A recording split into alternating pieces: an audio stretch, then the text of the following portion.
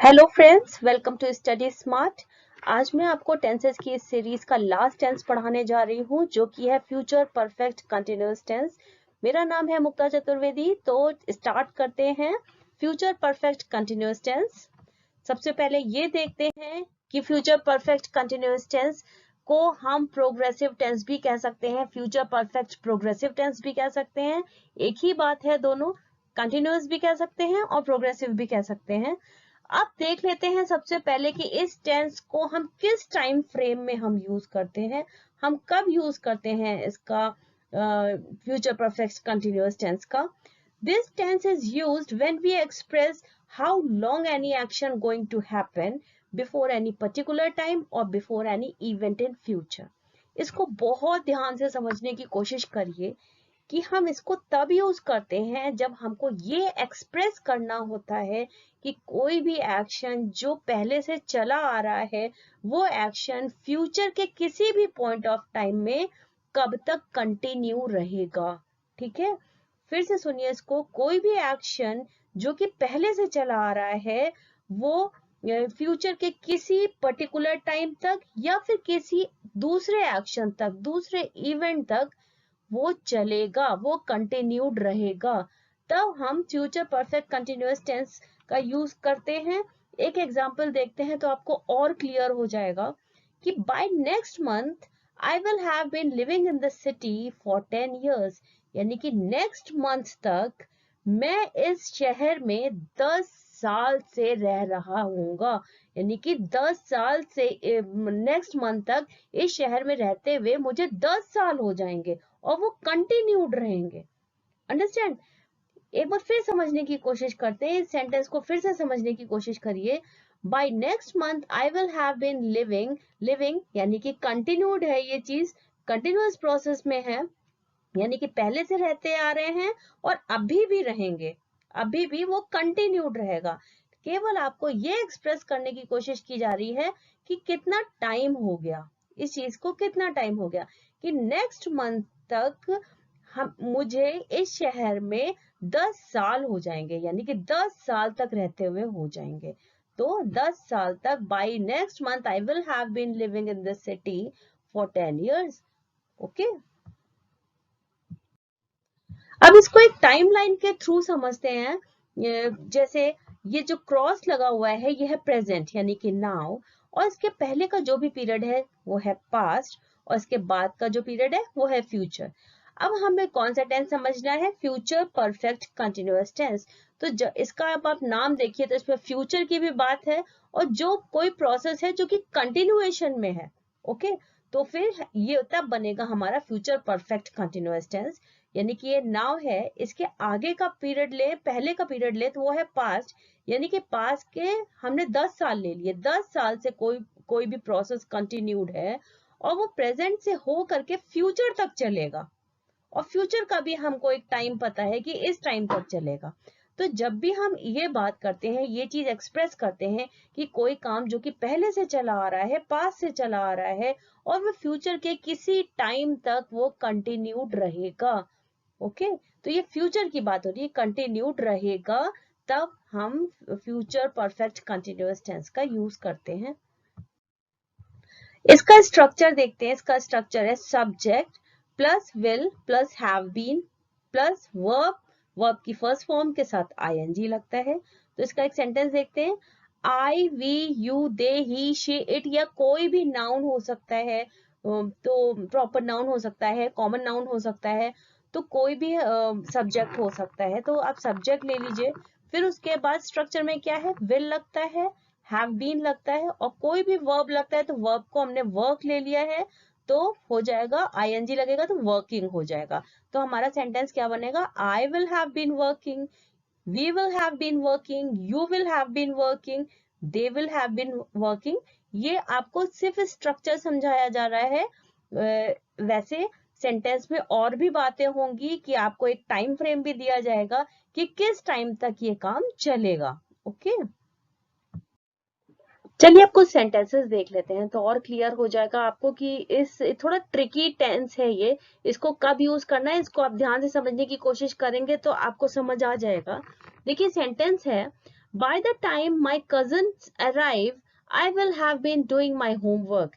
यानी कि मेरे कजिन्स के आने तक मैं अपना होमवर्क कर रहा होऊंगा. इसका मतलब ये कजिन अभी आए नहीं है, फ्यूचर में आने वाले हैं, फ्यूचर में आएंगे. तो जब आएंगे तब तक मेरा काम, मेरा होमवर्क हो रहा होगा, यानी कंटिन्यूअस प्रोसेस में होगा. और एक पॉइंट ऑफ टाइम जो दे रखा है वो है, ये इसमें इवेंट है. इवेंट क्या है कि कजिन के अराइवल तक, यानी कजिन्स के आने तक मेरा होमवर्क हो रहा होगा. ठीक है. By next July, he will have been working in this bank for 6 years. अब इसमें देखिए, इसमें भी एक पॉइंट ऑफ टाइम दिया गया है. ठीक है, एक पॉइंट ऑफ टाइम है जो कि फ्यूचर का है, कि नेक्स्ट जुलाई तक उसको इस बैंक में काम करते हुए 6 साल हो जाएंगे. तो इसको किस तरीके से बोला जाएगा कि नेक्स्ट जुलाई तक मैं 6 साल से, वो 6 साल से इस बैंक में काम कर रहा होगा. यानी कि 6 साल से काम कर रहा होगा, नेक्स्ट जुलाई तक वो कंटिन्यूअस प्रोसेस में रहेगा, यानी कि जुलाई तक भी कर रहा होगा, कंटिन्यूअस प्रोसेस में होगा वो ये काम. लेकिन एक 6 साल का टाइम फ्रेम एक्सप्रेस किया गया है कि 6 साल हो जाएंगे. Okay. By next summer, I will have been working on this project for 1 year.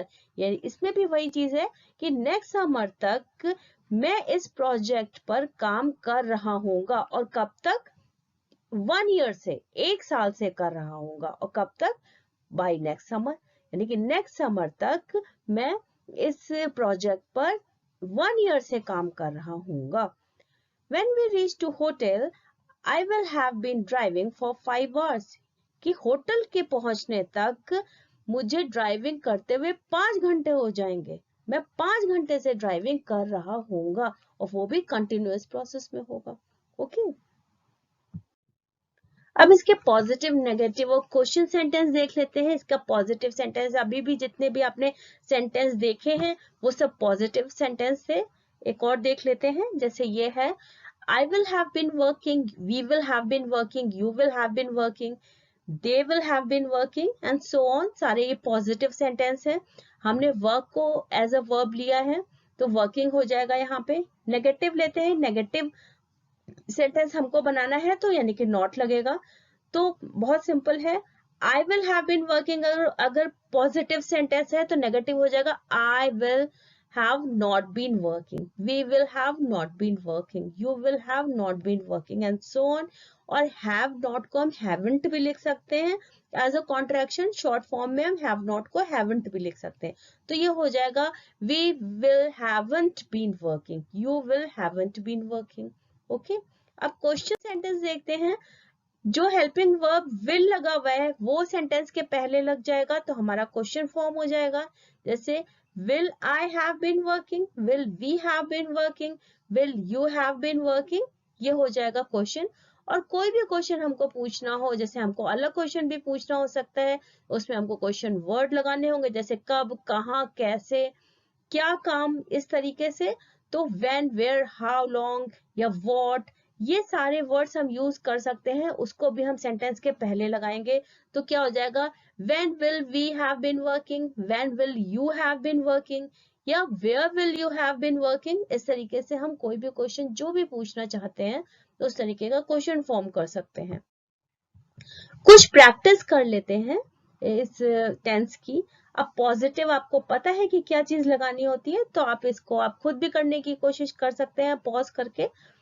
वैसे मैं आपको बताती हूँ कि इसमें क्या लगेगा. नेक्स्ट ईयर आई डैश, हमारा वर्ड है live in Mumbai for 4 years.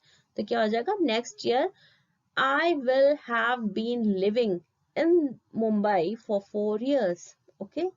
Bye the time my father arrive, I dash, word है हमारा स्लीप फॉर 3 years. तो क्या होगा इसका sentence, bye the time my father arrive I will have been sleeping, I will have been sleeping for 3 years. ये हमारे positive sentence है. अब हमको नेगेटिव सेंटेंस बनाने हैं. I will dash, हमारा जो वर्ड है वो है learn Spanish by this time next year. तो हो जाएगा I will have not been learning Spanish by this time next year. Next sentence है she will dash would have studied in this college by next semester. She will not have been studying in this college by next semester. अब question sentences देख लेते हैं. आपको पता है question sentence में जो भी हेल्पिंग वर्ब होता है वो आगे लग जाता है, सेंटेंस के पहले लगता है. तो विल को मैंने पहले से ही पहले लगा दिया है. तो हम अपना सेंटेंस देखते हैं. विल शी डैश वर्ड है शॉपिंग फॉर 4 hours. तो सेंटेंस बनेगा will she have been shopping for 4 hours. Okay, अब इसमें देखिए क्या होगा. विल वी डैश वर्ड है वर्क फॉर 2 weeks. तो सेंटेंस हो जाएगा Will we have been working for 2 weeks? इसी तरीके से आपको कोई क्वेश्चन, दूसरा क्वेश्चन पूछना है जैसे कि when, where, how, what, तो उसको क्वेश्चन वर्ड को हम will के पहले लगा देंगे तो हम वो क्वेश्चन पूछ पाएंगे जो कि हम पूछना चाहते हैं. हम कुछ भी पूछना, अलग से कुछ पूछना चाहते हैं तो उन क्वेश्चन वर्ड को हम आगे लगा देंगे. राइट, अब हम मेरे साथ बने रहिए. आपके जो है टेंसेस सारे फिनिश हो चुके हैं. अब मैं इंग्लिश ग्रामर के और भी टॉपिक्स आगे डालूंगी जो आपके बहुत काम के होंगे. तो मेरे साथ बने रहिए. आगे के वीडियोस में भी मेरे चैनल को सब्सक्राइब जरूर करिए और बेल आइकन को जरूर प्रेस कर दीजिएगा जिससे कि आपको पता चल सके कि मैं कौन से वीडियोस डाल रही हूँ और जो कि आपके बहुत काम आने वाले हैं. Thank you very much. Please like and subscribe my channel and press the bell icon to get notification. Thank you.